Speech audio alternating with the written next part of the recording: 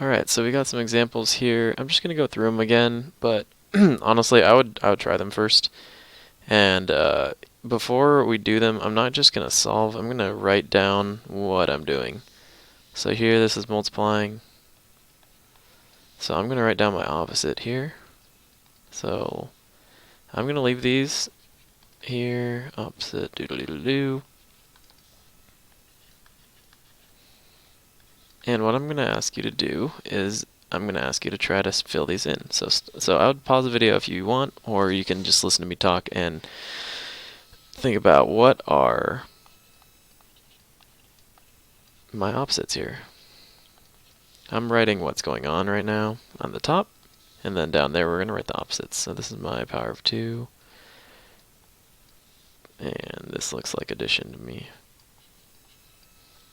Okay, so I got my multiplication, got my subtraction. So I'm just going to start writing in my opposites. So here, maybe you want to stop and try to pause the video and write down the opposites yourself. If not, though, I'm going to go ahead and fill those in one by one. So ideally, you saw that this is multiplication, so we need to divide. This, usually we see x minus 2, but if we write it the other way, negative 2 plus x, it's the same. It's still subtraction, because we're still keeping this negative sign here. So we're going to need to do the opposite of that and add. Yeah. Writing.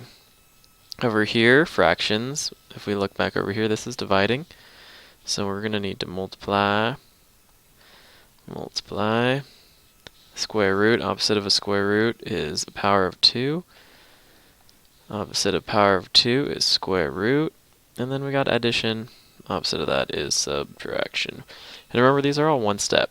So normally when we do more complicated stuff, I'll lay it out step by step, but here's just one. So I'm going to divide. Bam.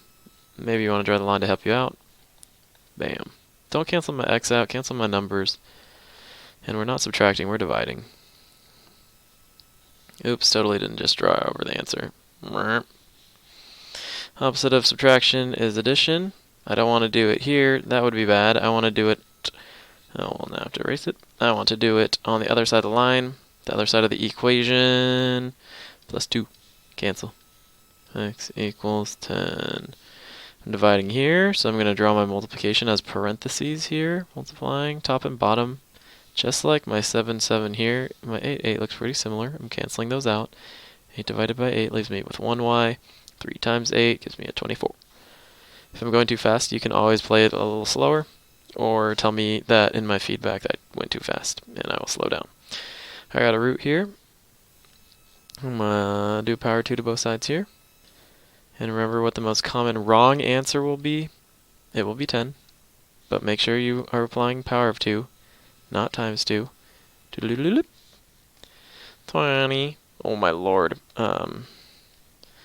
25. And then same here. Opposite of power of 2 is a root. Bop, bop, bop, bop. Bop, bop, bop. Bop, bop, bop, bop. And what is 12, what times itself makes 144 is 12 times 12. And remember for this one, you do get a positive and a negative, because 12 times 12 equals 144, and negative 12, oh my, times negative 12 also equals 144. Okay, that was not great, but it is what it is. And then we got addition here. Even though it's on the right, I could still do the opposite on both sides and get a 1 equals b.